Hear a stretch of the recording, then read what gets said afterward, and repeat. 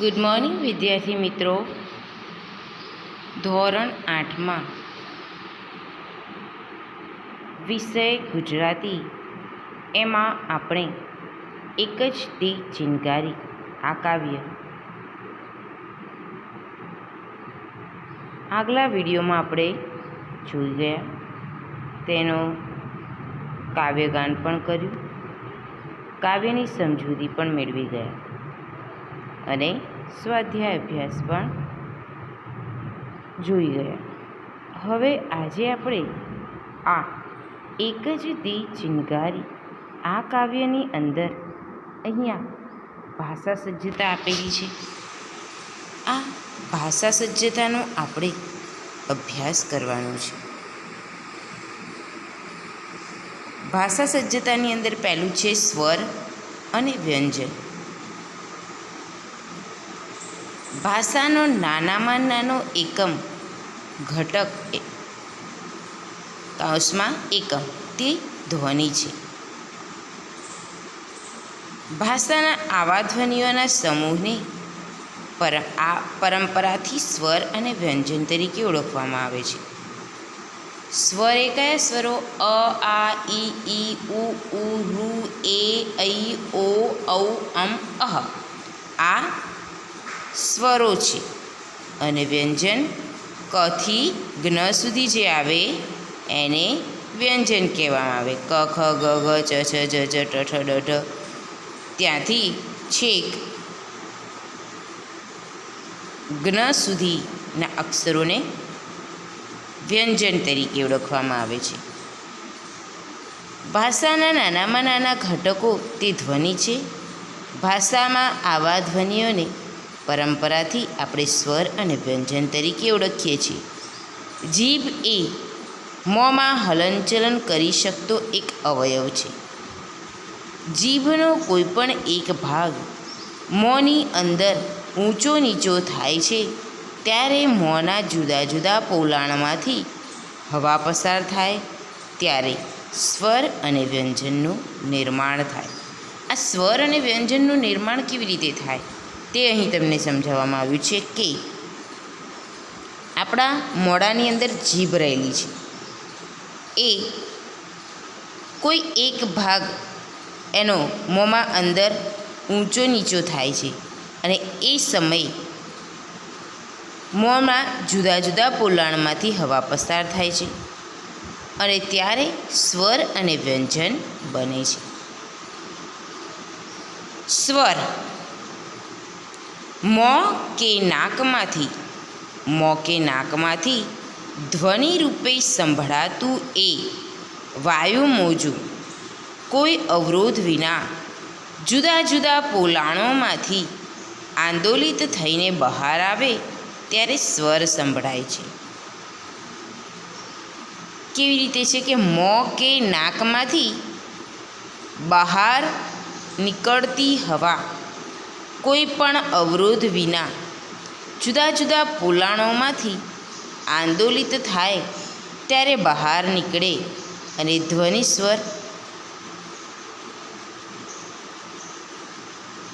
છે તેનો ઉચ્ચાર બીજા કોઈપણ ધ્વનિની સહાય વિના થઈ શકે છે.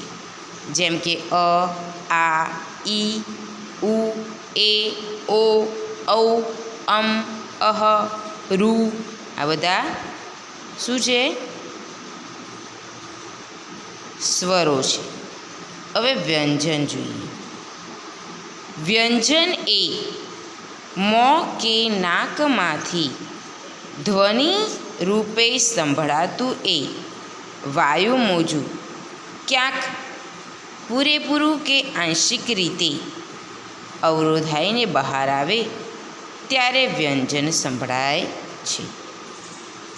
હવે જોઈએ કે ફેફસામાંથી નીકળતી હવા નાદતંત્રીઓમાંથી પસાર થઈને મોં કે નાકમાંથી બહાર આવે છે.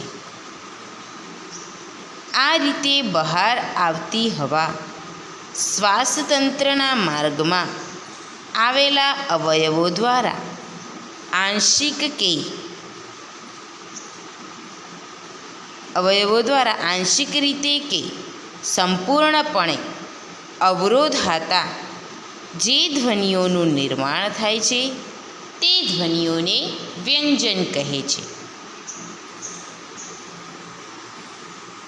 વ્યંજન એટલે વી વત્તા અંજન. વ્યંજન એટલે વી વત્તા અંજન. અંજન એટલે આંજવું. મેળવણી કરવી.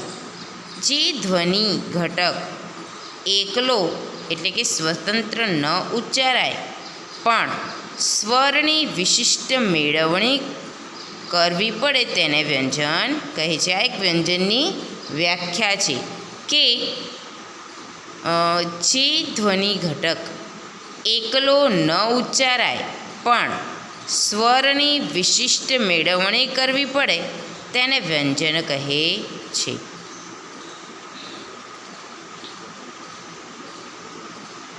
હવે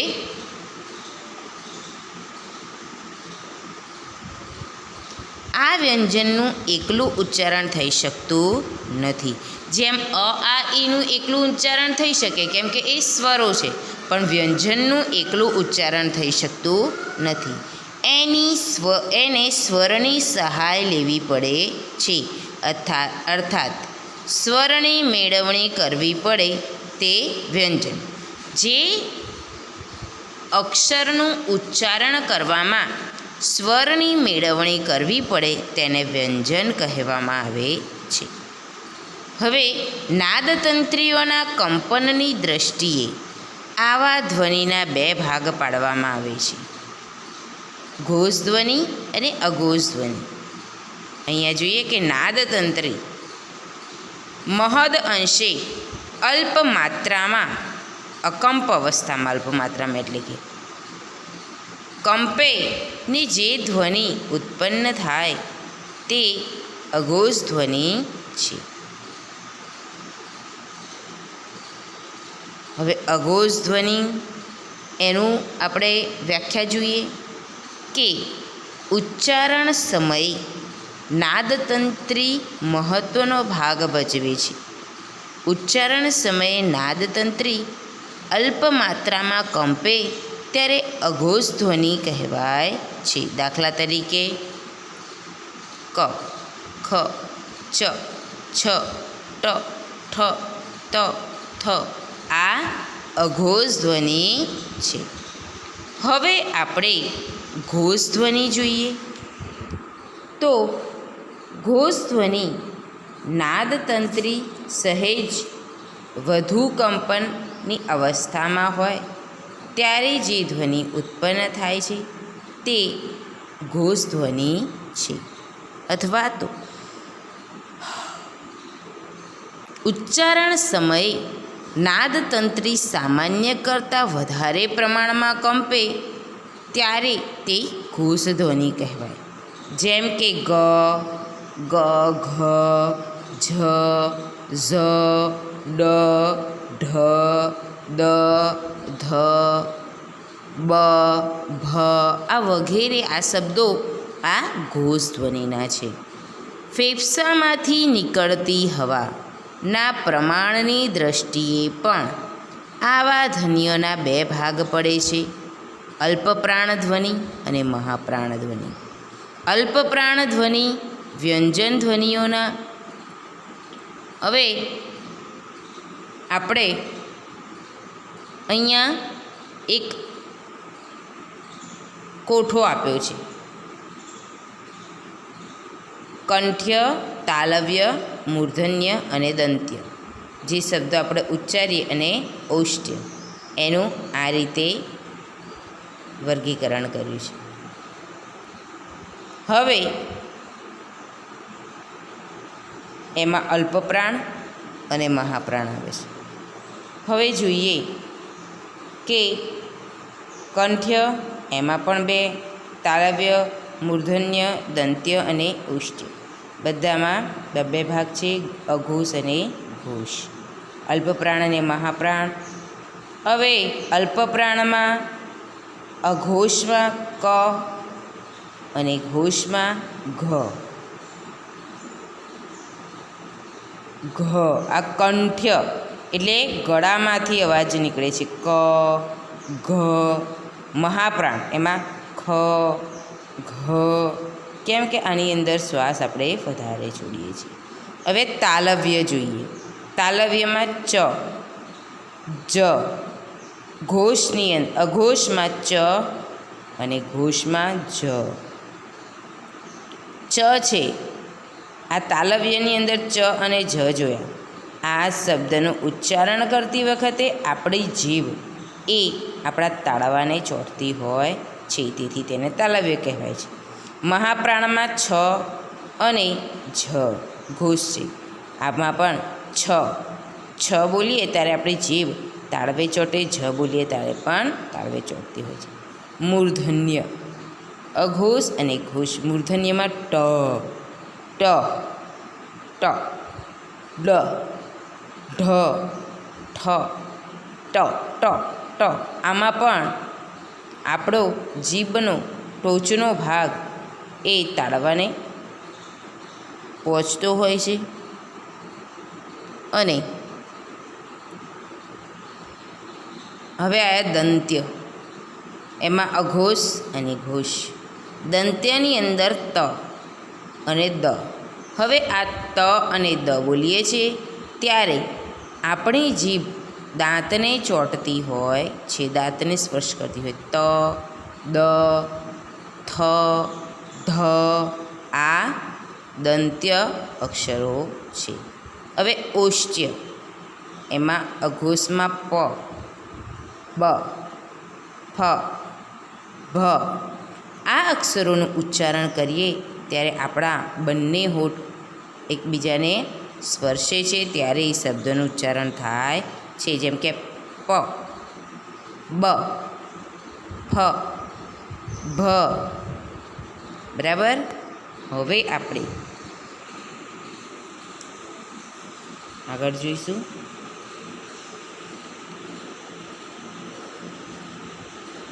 હવે આપણે અહીંયા જોઈએ કે ઉચ્ચારણ સ્થાનની દૃષ્ટિએ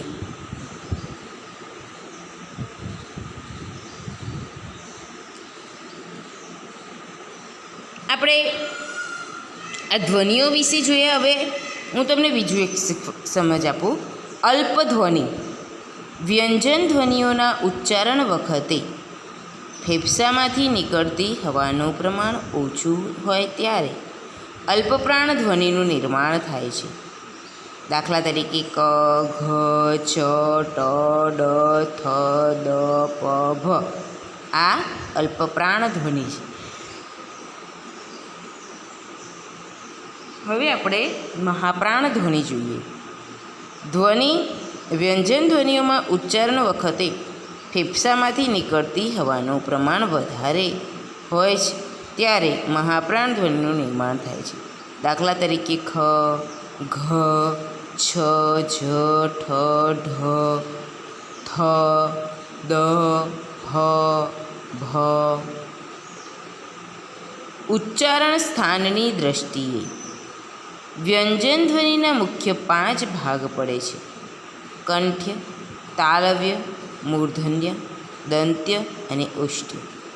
નાદતંત્રીઓના કંપનની દૃષ્ટિએ આ 5 ભાગના વ્યંજનોના પ્રથમ 2 વ્યંજન અઘોષ ધ્વનિ અને ત્રીજા અને ચોથા વ્યંજન ઘોષ ધ્વનિ છે.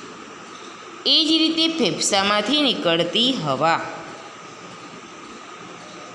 પ્રમાણની દૃષ્ટિએ આ 5 વિભાગો પહેલા અને ત્રીજા વ્યંજન ધ્વનિ અલ્પપ્રાણ ધ્વનિ છે અને બીજા અને ચોથા વ્યંજન એ મહાપ્રાણ ધ્વનિ છે. હવે વ્યંજનોનું વર્ગીકરણ તો કંઠ્ય, તાલવ્ય, મૂર્ધન્ય અને દંત્ય, ઓષ્ઠ્ય. મેં આગળ તમને આ કોષ્ટક પ્રમાણે શીખવાડ્યું, પણ હું આ બીજી એક તમને રીત શીખવું છું કે કંઠ્યની અંદર ઘોષ અઘોષ, અલ્પપ્રાણ મહાપ્રાણ, ક અને ઘ, ખ અને ઘ, ચ, જ, છ અને જ, ટ, ડ, ઠ, ઠ અને ઢ, ત દ થ પ ધ, પ બ ફ બ ફ અને ભ. બરાબર, આ રીતનું આપણે આનું કંઠ્ય ઓષ્ઠ્ય અને એમાં આપણે એનું રૂપાંતર કર્યું, એમાં સમજ મેળવી. હવે તમે આટલે સુધી સમજાયું, તમે આશા રાખું છું કે સમજ આવી ગઈ હશે તમને, દરેક બાળકોને, સ્ટુડન્ટ્સ, મારા દરેક વિદ્યાર્થીઓને. હવે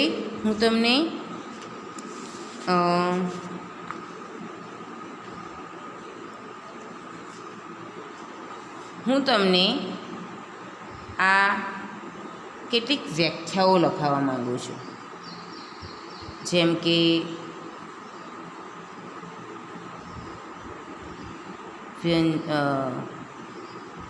અઘોષ ધ્વનિ ને એવી, અઘોષ ધ્વનિ, ઘોષ ધ્વનિ, પછી અલ્પપ્રાણ, મહાપ્રાણ, આ બધાની વ્યાખ્યાઓ લખાવવા ઈચ્છું છું. પણ આજે આપણે આટલે સુધી જ રાખીશું અને આગલા વિડીયોમાં આપણે આગળનો અભ્યાસ કરીશું. તો બાળ દોસ્તો, આજે મેં તમને આ વ્યાકરણ વિશે જે સમજ આપી, આશા રાખું છું કે તમને સમજ પડી ગઈ હશે. અને આજે મેં તમને જે ચલાવ્યું એમાં તમારે આ કોઠો જે દેખાય છે, આ કોઠાને તમારે તમારી નોટબુકમાં લખવાનો રહેશે. અને આ જે ચલાવ્યું ભાષા સજ્જતા, એ પાન નંબર 5મા પાન નંબર પર છે. આ પાન નંબરનું તમારે ઝીણવટપૂર્વક ધ્યાનથી તેનું વાંચન કરવાનું રહેશે, તો તમને જલ્દી સમજ પડી જશે.